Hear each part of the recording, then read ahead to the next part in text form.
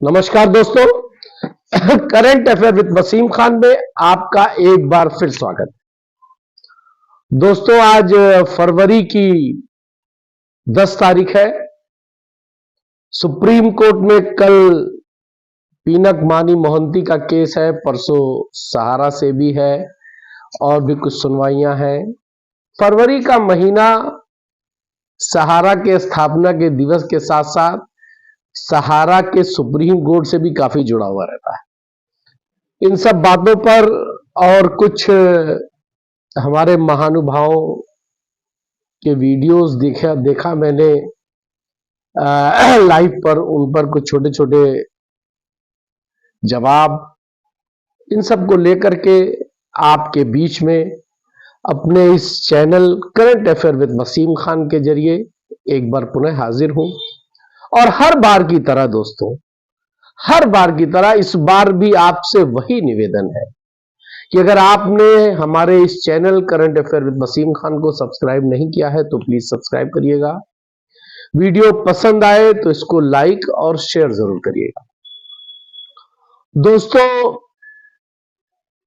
कुछ सवालात आपसे करने हैं और आपसे ही उनके जवाब कमेंट्स के रूप में लेना है। सोचा तो यही था मैंने इस वीडियो को बनाने से पहले, लेकिन कल रात मैं एक लाइव देख रहा था बीके साहब की। उसमें कुछ आंदोलन से जुड़े हुए लोग, सहारा के भुगतान के लिए जो लोग आंदोलनरत हैं, उन लोगों की डिबेट देख रहा था। और उस डिबेट में आदरणीय शुक्ला जी को हमारे स्वास्थ्य की बड़ी चिंता है। बड़ा अच्छा लगा। बड़े भाई हो सकते हैं, छोटे भाई हो सकते हैं हमारे, और उन्होंने हमारे स्वास्थ्य को लेकर के, उनको लगा कि मैं बड़ा बीमार हूं, मुझे समय मेरे कम है और न जाने क्या क्या।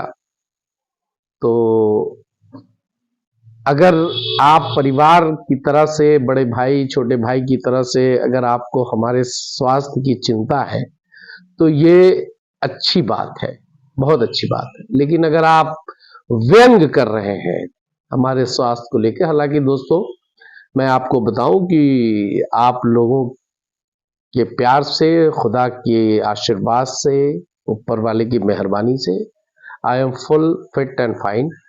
लेकिन ये सब मुझे बताना नहीं था, मगर मुझे कल वो लाइव देख करके हंसी भी आ रही थी और कहा जा रहा था समय कम है। दुनिया में कोई अगर ये जान जाए कि उसके पास समय कितना है तो इससे ज्यादा क्या हो सकता है। यही तो लोगों को पता नहीं है कि आज है, कल होंगे कि नहीं होंगे। मैं उनकी बात तो मैं नहीं जानता, लेकिन हम जिस मजहब में पैदा हुए हैं दोस्तों, हम जिस कौम में है, हमारे वहां मौत को बरहक माना गया है। मतलब मौत ही सच्चाई है और हर वो इंसान जो पैदा हुआ है उसको मौत का मजा चखना है।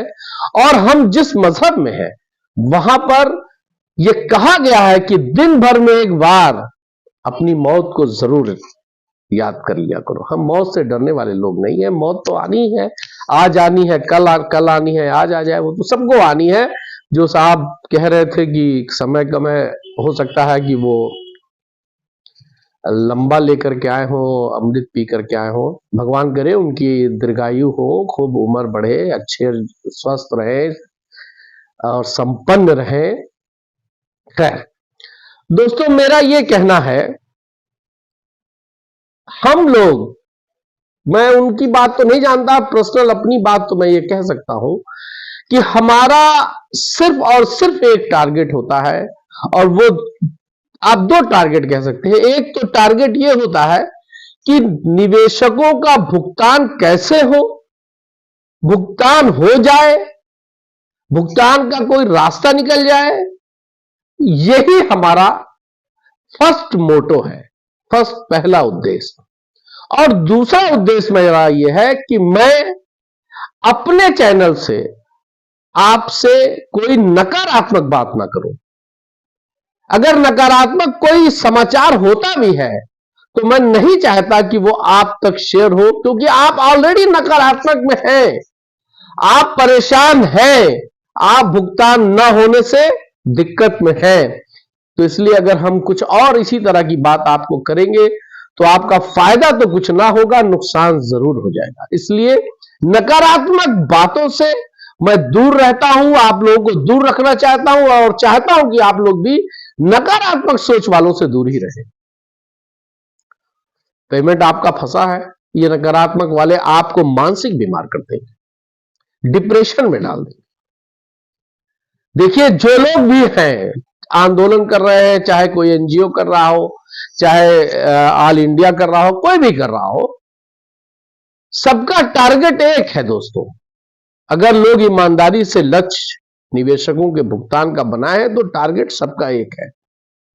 नदियां सब जगह बहती हैं दोस्तों, चाहे वो अयोध्या जी में सरजू हो और चाहे गुजरात में साबरमती हो, चाहे गंगा हो चाहे गंगोत्री हो, सबका टारगेट, सबकी मंजिल सागर ही होता है, समुद्र ही होता है।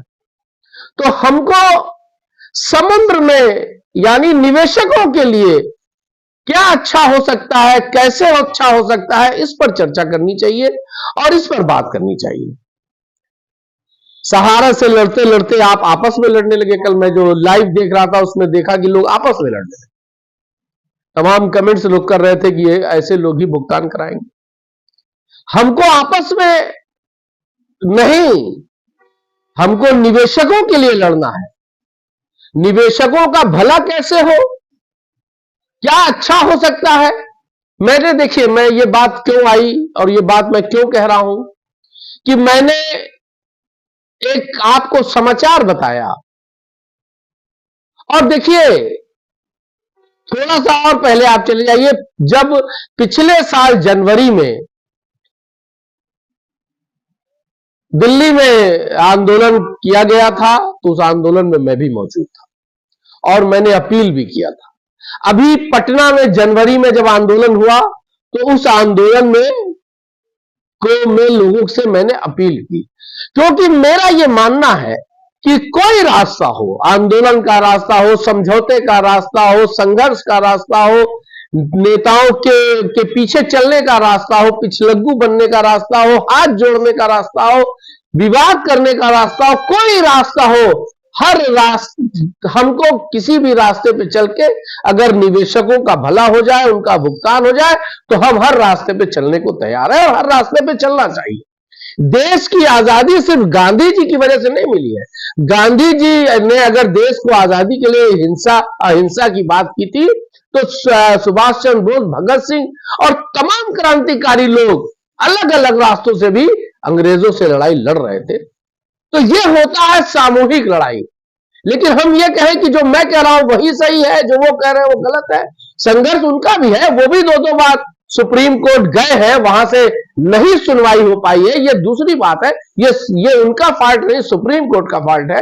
फॉल्ट में सुप्रीम कोर्ट का नहीं कह सकते, सुप्रीम कोर्ट का विवेक है, उसने सुनने से मना कर दिया, या एक बार आपने अपनी याचिका वापस ले ली, कोई रणनीति होगी आपकी, तो मैं उसको क्रिटिसाइज करने लगूं, ऐसा नहीं। हमारा टारगेट सिर्फ और सिर्फ निवेशक होना चाहिए।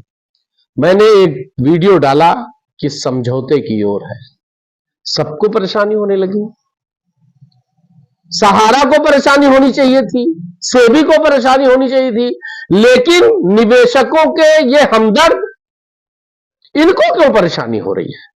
क्या सेबी समझौता अगर सहारा से हो जाए तो ये अच्छी बात नहीं होगी? आप फौरन कंडेम करने चले आते हैं, नहीं नहीं नहीं नहीं नहीं हो रहा है, नहीं हो रहा है। क्या दिक्कत है आपको? अगर समझौता हो जाए तो क्या दिक्कत? भाई कुछ तो गड़बड़ है।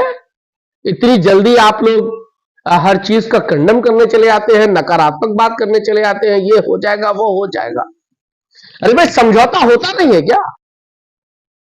युद्धों में भी समझौता होता है, ये तो कागजी की लड़ाई है। अभी आपने देखा ना, गाजा फिलिस्तीन में समझौता हुआ कि नहीं हुआ? ईरान इराक में समझौता हुआ कि नहीं हुआ? अमेरिका इराक में समझौता हुआ कि नहीं हुआ? तो समझौते कैसे क्यों नहीं होते हैं और क्यों नहीं हो सकते? और समझौता होने से नुकसान किसका है? समझौता हमेशा फायदे की चीज होती है। और लड़ाई से भी, मंथन से भी निकलता है चीजें। लेकिन अगर उसमें कोई पर्सनल अपने फायदे की सोच रहा है तो वो गलत है। तो दोस्तों, मैं टारगेट कुछ और था मेरा। आज कई सवालों पर आपसे जवाब लेने का मन था लेकिन आज चूंकि मैंने रात में वो लाइव देखी तो मैंने सोचा कि मैं तो सब तरीके से ही सबको अपनी बात कहता हूं और कह रहा हूं। बाकी उनकी इच्छा है, वो क्या सोचते हैं। लेकिन मैं जानता हूं कि वो लोग भी ईमानदारी से निवेशकों के लिए लड़ाई लड़ रहे हैं, निवेशकों के भुगतान के लिए लड़ रहे हैं। लेकिन मैं उनसे कहना चाहता हूं कि अगर कोई चीजें आती हैं, कोई चीज पॉजिटिव दिखती है तो उसको कंडम करने मत आया करिए, आप उसको अप्रिशिएट कीजिए। और जिसमें दिक्कत क्या है, आज 10 तारीख खत्म हो रही है, 12 तारीख को पता चल जाएगा, कल नहीं परसों पता चल जाएगा कि समझौते में क्या हुआ, हुआ नहीं हुआ, हम गलत बोल रहे थे कि वो सही बोल रहे थे, कि समझौते की लाइन बनी है कि नहीं बनी है। सुप्रीम कोर्ट ने 3, 4, 5 नहीं, अभी 5 जनवरी की सुनवाई में स्पष्ट सेबी से कहा कि आप लोग बैठ करके तय कर लीजिए। अब सुप्रीम कोर्ट एक एक चीज नहीं बताया, ये तय कर लीजिए, वो तय कर लीजिए, ये ना करिए या वो ना करिए, तय कर लीजिए। अब उसमें तमाम बातें आ जाती हैं, अंडरस्टूड हो जाती हैं क्या तय करना है, और वो तय हो रहा है। और 12 तारीख को क्या तय किया है, क्या नहीं तय किया है, पता चल जाएगा। तो ज्यादा परेशान होने की जरूरत नहीं है। परेशान तो हम ही हैं, निवेशक परेशान है ही है, लोग परेशान है, कार्यकर्ता परेशान है, सहारा के वर्कर परेशान है, प्रबंधन भी परेशान है। लेकिन अब ये फालतू की बातें, फालतू की बहस। लेकिन चलिए, हर आदमी के अपने अपने समझ का तरीका है। मैं दूसरी तरह से सोचता हूं, वो दूसरी तरह से सोचते हैं। और फिर मैं आपसे कहने आया हूं कि जो 9 मार्च को शायद गांधी मैदान में सांसद जी ने बुलाया था, उसको डेट्स यूट्यूब के जरिए पता चली है कि शायद 2 मार्च हो गई है। तो 2 मार्च को आप गांधी मैदान जाइए, बिल्कुल जाइए। जब तक आप आंदोलन में अपनी ताकत को दिखाएंगे नहीं, तब तक चाहे सहारा हो या सरकार, उस पर असर होगा नहीं।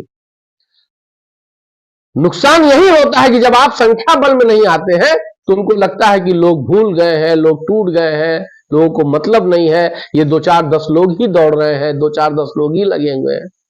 लेकिन आप गांधी मैदान के आंदोलन को, सुदामा प्रसाद जी, देखिए, he is very honest man, वो बहुत ही सज्जन और ईमानदार व्यक्ति हैं। आज ना चुनाव में वोट लेना है लोगों को, लेकिन सुदामा प्रसाद जी ने बहुत मजबूती के साथ लोकसभा में ये बात रखी थी, ये सब जानता है। अगर सुदामा प्रसाद जी की कॉल है गांधी मैदान पहुंचने की, तो आप पहुंचिए, क्योंकि मैं बहुत दूर रहता हूं और शुक्ला जी हमको बीमार बता ही चुके हैं, तो मेरा स्वास्थ्य उनके हिसाब से सही नहीं है, वरना मैं भी आ जाता। खैर, अगले वीडियो में और चर्चा होगी। और मेरी बात अगर किसी को खराब लगी हो तो मैं क्षमा चाहता हूं। और मेरा खुदा जानता है, और मैं ईमानदारी के साथ आपसे ये बताना चाहता हूं कि मेरा 1 and 1 ओनली टारगेट कि निवेशकों का पैसा उनको ब्याज के साथ सहारा के ऑफिस से मिल जाए। सहारा रहेगी, सहारा के ऑफिस खुलेंगे, तभी सबका भला होगा। और न जिस दिन सहारा ने पैकअप कर लिया या हम उनको जेल में ही भिजवा दें, उनको फांसी लगवा दें, तो निवेशकों का कोई लाभ नहीं होने वाला। जय हिंद।